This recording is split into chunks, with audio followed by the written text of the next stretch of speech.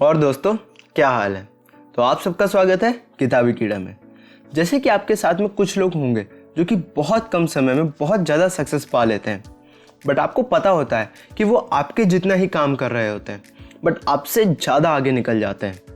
जैसे कि काफ़ी लोग बिजनेस स्टार्ट करते हैं या फिर कोई प्रोडक्ट बनाते हैं, पर कुछ ही लोग उसमें बहुत ज़्यादा नाम और पैसा कमाते हैं। जैसे कि Mahendra Singh Dhoni, Bill Gates, mark Zuckerberg, Dhirubhai Ambani और ऐसे काफ़ी नाम हैं जो कि अपने काम के लिए काफ़ी फेमस हैं और उन्होंने बहुत सारे पैसे भी कमाए हैं। मगर आपने कभी सोचा है कि उनके जैसे कितने लोग होंगे जो कि वही काम कर रहे होते हैं मगर वो उस ऊंचाई पे नहीं पहुंच पाते?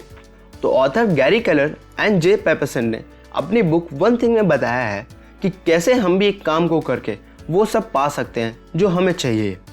चलिए जानते हैं कि इस बुक में हमारे लिए क्या क्या नॉलेज दे रखी है। Domino effect. यह 1983 में लॉर्नी व्हाइटहेड ने अमेरिकन जर्नल ऑफ फिजिक्स में लिखा था। एक डोमिनो में अपने से 50% बड़ा डोमिनो को गिरा लेने की ताकत होती है। और फिर ईयर 2001 में एक फिजिसिस्ट ने इसी थ्योरी को प्रैक्टिकली शो किया था। उन्होंने पहला डोमिनो 2 इंच का लिया और हर अगला डोमिनो 50% बड़ा था, और इसी तरह करके उन्होंने 8 डोमिनो खड़े किए और आखिरी डोमिनो 3 फीट का था। अगर इसी एक्सपेरिमेंट को और आगे ले चलें तो जो 18 डोमिनो होगा वो लीनिंग टावर ऑफ पीसा के जितना बड़ा होगा, और 23rd Eiffel tower, 31st mountain Everest और 57 डायनामो मून तक के डिस्टेंस का होगा। तो एक छोटे से 2 इंच के डोमिनो ने इतनी पावर जनरेट कर दी कि वो अर्थ से मून के डिस्टेंस के एक डोमिनो को भी गिरा सकता है।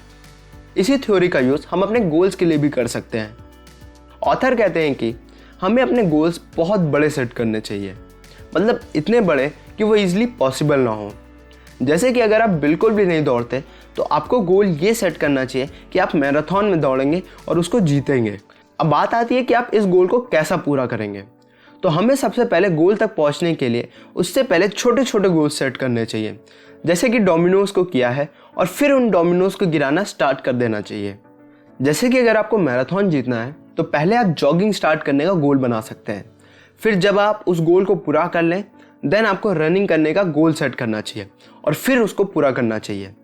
देन आपको 1 किलोमीटर दौड़ने का, फिर 2 किलोमीटर, और फिर धीरे धीरे आप मैराथन का गोल सेट करिए और उसको पूरा करिए। ऐसा इसलिए कहा जाता है बिकॉज अगर आप डायरेक्टली बड़े गोल्स को कंप्लीट करने का सोचते हैं तो वो इतनी जल्दी अचीव नहीं होगा और आप धीरे धीरे मोटिवेशन लूज करना स्टार्ट कर देंगे। बट वहीं पे अगर आप छोटे छोटे गोल्स को सेट करेंगे और उनको अचीव करेंगे तो आपका मोटिवेशन और पावर बनी रहेगी और आप अपने गोल्स तक पहुंच जाएंगे। Power of one thing. जितने भी सक्सेसफुल कंपनीज या फिर सेलिब्रिटीज़ हैं उन्होंने सिर्फ एक ही चीज़ पे काम करके वो मुकाम हासिल किया है। जैसे कि विराट कोहली को क्यों जानते हैं? उनके क्रिकेट करियर की वजह से। एपीजे अब्दुल कलाम जी को क्यों जानते हैं? उनके रिसर्च वर्क की वजह से जो कि उन्होंने इंडिया के लिए किया। ऐसे काफ़ी एग्जाम्पल्स होंगे जिनको आप सिर्फ एक ही चीज़ की वजह से जानते हैं। जैसे कि रिचर्ड कोच ने अपनी बुक द 80-20 प्रिंसिपल में बताया है कि हमारे जो 20% एफर्ट्स होते हैं वो हमारे 80% रिजल्ट लाते हैं। तो इसका मतलब है जो आपको सक्सेस या फिर जो भी चीज़ चाहिए वो आपके टोटल 20% एफर्ट से आ जाएंगे। अब इसका मतलब ये नहीं कि आप कम काम करना स्टार्ट कर दें। मैं ये कहना चाह रहा हूँ कि अगर आप दिन में जितनी भी एक्टिविटीज़ कर रहे हैं उनमें से सिर्फ 20% ऑफ एक्टिविटीज़ आपके पूरे सक्सेस के लिए जिम्मेदार हैं। अब सवाल आता है कि कैसे वो 20% ऑफ एक्टिविटीज़ को ढूंढें। तो ऑथर ने इसके लिए एक स्टेप बताया। पहले आप एक जगह वो चीज़ें लिख लें जो आपको लगती हैं जो कि आपको गोल के पास ले जाएंगी। फिर उसके बाद आप उसमें से टॉप 5 चीज़ों को फाइंड करें। ये जो आपकी टॉप 5 चीज़ें हैं ये काम आपकी 20% है जो कि आपके गोल के पास ले जाएंगी। Lies which misleaders and derailers. Author कहते हैं कि हम लोगों को काफ़ी सारे झूठ बताए जाते हैं जो कि हमारे डिसीजन को अफेक्ट करते हैं। ये झूठ पहले हमें अफवाह की तरह सुनाई देती हैं, देन बार बार सुनने के बाद हम उसे सच मान लेते हैं और उसी के अकॉर्डिंग अपने लाइफ के इम्पोर्टेंट डिसीजन लेते हैं जो कि फ्यूचर को निगेटिवली अफेक्ट भी कर सकता है। ऐसे ही कुछ झूठ हमें अपनी सक्सेस पाने के लिए रोकते हैं। चलिए जानते हैं कि वो झूठ क्या है। फर्स्ट लाई, एवरीथिंग मैटर्स इक्वली। सबसे पहला झूठ, आपकी ज़िंदगी में सब कुछ इक्वली मैटर करता है। तो आप ये बताइए कि आप कैसे चूज़ करते हैं कि आपको कौन सा काम पहले करना है जब आपके सामने बहुत सारे काम हो। जब आप बहुत छोटे थे तो आपका एक टाइम टेबल होता था। जैसे कि आपका ब्रेकफास्ट का टाइम अलग होता था, स्कूल जाने का अलग था, होमवर्क करने का अलग और खेलने का अलग। फिर जैसे आप थोड़े से बड़े हुए तो आपको चूज़ करना होता था कि आपको होमवर्क करना है या फिर खेलने जाना है। और फिर धीरे धीरे आपकी पूरी लाइफ आपकी चॉइस के हिसाब से चलने लगी। अब मेन बात यह है कि अगर हमारी पूरी लाइफ चॉइस के हिसाब से चलती है तो हम कैसे अच्छी चॉइस करें ताकि हमारी लाइफ अच्छी तरीके से चले। तो जैसे कि मैंने अभी आपको बताया कि हमें सिर्फ 20% ऑफ एक्शन में फोकस करना चाहिए, क्योंकि वही हमारे ज़्यादातर रिजल्ट आते हैं। अब आपको वो सारे चॉइस को चूज़ करना होगा जो कि 20% के ब्रैकेट में आते हैं और उन्हीं पे काम करना चाहिए, ना कि हर काम को। मेरा ये मतलब नहीं कि आप सिर्फ कुछ काम को करते रहें, बट आपको उन 20% काम को ज़्यादा प्रायोरिटी देनी चाहिए ताकि आपकी ज़्यादातर फोकस और एनर्जी आपके गोल्स पाने के लिए लगे, ना कि उल्टे सीधे कामों में। Second line, multitasking. If you chase 2 rabbits you will not catch either one. Multitasking word का प्रचलन कंप्यूटर से आया है। कंप्यूटर इतनी जल्दी 2 टास्क में इंटरचेंज करता है कि हमें लगता है कि वो 2 काम एक साथ कर रहा है, बट ऐसा नहीं होता है। वो एक बार में एक ही जगह फोकस करता है। जैसे कि कॉल न्यूपोर्ट ने अपनी बुक डीप वर्क में बताया है कि कैसे जो आदमी बार बार एक काम से दूसरे काम में इंटरचेंज करता है उसका फोकस और अटेंशन स्पैन बहुत कम होता है और वो काम भी उतने इफेक्टिव नहीं कर पाता। अगर आप एक बार डीप फोकस होकर काम कर रहे होते हैं और फिर आपने दूसरे काम में फोकस ले जाते हैं तो वापस उसी स्टेट में जाने के लिए आपको कम से कम 30 मिनट लगते हैं। तो ऑथर्स के हिसाब से जब आप कोई एक काम कर रहे होते हैं तो उसी पे फोकस करना चाहिए, ना कि दूसरे काम पे। और अगर आपको लगता है कि मल्टीटास्किंग से ज़्यादा काम होता है तो आप गलत सोच रहे होते हैं। जो लोग मल्टीटास्किंग करते हैं वो लोग फोकस पर्सन से ज़्यादा टाइम लेते हैं, क्योंकि उनका अटेंशन स्पैन बार बार चेंज होता रहता है। तो अगली बार से जब भी आप कोई भी काम कर रहे हो तो उसी काम पे अटेंशन दें और पूरे फोकस से काम करें। Third life, disciplined life. आजकल सब लोग डिसिप्लिन लाइफ जीना चाहते हैं। लोगों को लगता है कि जितने भी सक्सेसफुल पीपल हैं वो एक डिसिप्लिन लाइफ जीते हैं, बट ऐसा नहीं है। जो सक्सेसफुल पीपल होते हैं वो डिसिप्लिन नहीं होते, उनकी वैसी हैबिट्स हो जाती हैं। वो अपने आप को इतना ट्रेन कर लेते हैं कि वो हैबिट्स उनकी लाइफ का एक पार्ट बन जाती है और वो वैसी ही लाइफ जीना स्टार्ट कर देते हैं।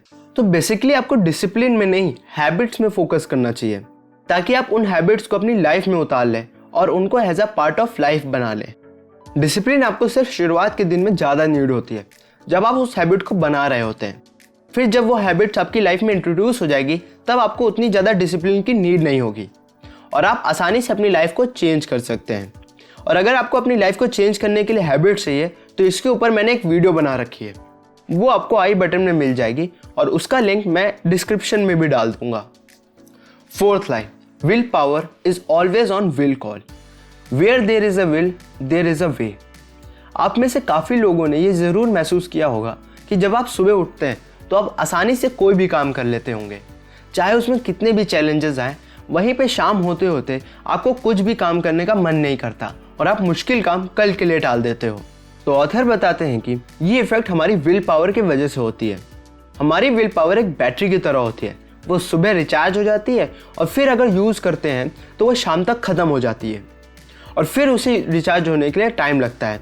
इसीलिए आपने महसूस किया होगा कि जैसे आप घर पहुंचते हैं आपको अच्छा लगने लगता है और फिर से आप अगले दिन कोई भी काम करने के लिए तैयार हो जाते हैं। और जो लोग कहते हैं कि उनकी विल पावर कभी ख़त्म नहीं होती, वो गलत तरीके से सोचते हैं। अगर आपको दिन भर मेहनत करवाएं और आपको आराम ना करने दें तो क्या होगा? एक टाइम ऐसा आएगा कि आपको बिल्कुल भी काम करने का मन नहीं करेगा, क्योंकि आपकी बॉडी थक जाएगी और उसको अपनी पावर रीजनरेट करने के लिए टाइम चाहिए होगा। Fifth line, big is bad. आखिरी झूठ, बड़े गोल्स के पीछे भागना गलत है। हम में से बहुत लोगों ने सुना होगा कि बड़ा सोचना बेकार है, उसके पीछे भागना बेकार है, कहीं तुम कुछ भी ना कर पाओ तो क्या होगा। ये सब बातें हमने कहीं ना कहीं ज़रूर सुन रखी होगी, जिसकी वजह से हमारा दिमाग में ज़रूर बैठ गया होगा कि हमें बड़े गोल्स नहीं सेट करने चाहिए।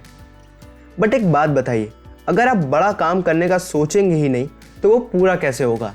रॉबर्ट ब्रॉटेट कहते हैं कि we are kept from our goals not by obstacles but a clear path to a lesser goal. उनके हिसाब से हम बड़े गोल्स बाधाओं की वजह से नहीं, बल्कि छोटे गोल्स कंप्लीट होने की वजह से नहीं पा पाते। हम में से किसी भी आदमी को अपनी कैपेबिलिटी नहीं पता होती कि वो क्या क्या अचीव कर सकता है, कि वो किस मुकाम तक पहुंच सकता है। इसका मतलब हम जितना फाइंड करेंगे हमें उतना अपने बारे में पता चलता जाएगा और हम उतनी ही ज़्यादा सक्सेस को पाते जाएंगे। तो हमें कभी छोटे गोल्स नहीं सेट करने चाहिए, बल्कि बहुत बड़े गोल्स सेट करने चाहिए और फिर एक प्लान बनाकर उसको अचीव करने की कोशिश करनी चाहिए। अगर किसी में इतनी हिम्मत नहीं है कि वो बड़े गोल्स को सेट कर ले तो उसको छोटे गोल से खुश रहना चाहिए, क्योंकि जब आप बड़ा सोचने में इतना डर रहे हो, जब एक्शन लेने का टाइम आएगा तो क्या होगा। अब काफ़ी लोग बोलेंगे कि अगर वो फेल हो गए उस गोल को पाने में तो फेलियर तो हर जगह से मिल सकती है, जिस जगह जाएंगे वहाँ पर फेलियर मिल सकती है। बट अगर आप उस फेलियर से सीख रहे हो और फिर ग्रो कर रहे हैं तो आपको कोई भी नहीं रोक सकता उस गोल को अचीव करने में। तो ये कुछ लाइज थे जो कि आपको अपने गोल और सक्सेस पाने से रोक सकते हैं, और आप अपना वो वन थिंग जरूर ढूंढिए जो कि आपकी ट्रू पोटेंशियल को निखारे और आपको सक्सेसफुल बनाए। आज का वीडियो यहीं पे समाप्त करते हैं। लाइक करें अगर आपको वीडियो अच्छी लगी और कमेंट करके बताइए कि आपको और कैसी वीडियोस चाहिए, और सब्सक्राइब बटन और बेल आइकन को भी दबा दें ताकि मैं आपके पास ऐसी वीडियोस हर सैटरडे लाता रहूं। तब तक के लिए मैं आपसे विदा लेता हूं and have a good day.